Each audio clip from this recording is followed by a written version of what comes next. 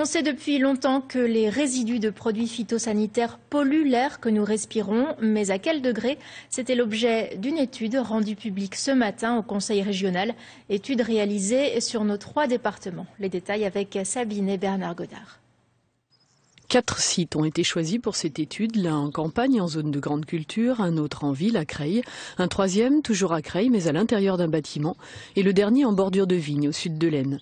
Résultat, on trouve des produits phytosanitaires dans l'air partout, mais les pics les plus élevés sont en zone de viticulture. Au-delà des résultats bruts, ce que l'on connaît mal, ce sont les risques pour la santé de ces molécules disséminées. Sur les doses journalières admissibles pour les différents pesticides, ce sont des doses qui sont calculées produit par produit.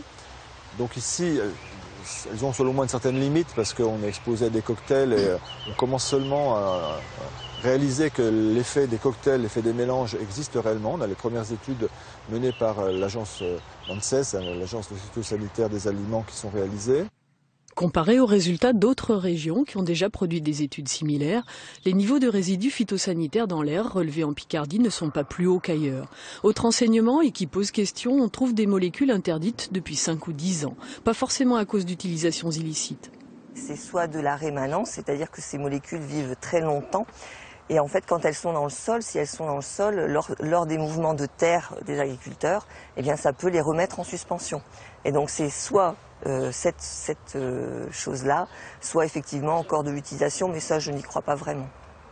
Cette étude est une première base. Reconduite ou élargie à d'autres sites, elle permettra de mesurer une évolution des pratiques. Aujourd'hui déjà, des exploitations agricoles utilisent des techniques qui, sans être bio, permettent de réduire sensiblement l'usage des produits. De gros progrès aussi à faire dans l'utilisation des pesticides, fongicides ou insecticides dans les maisons, les jardins privés ou les espaces publics.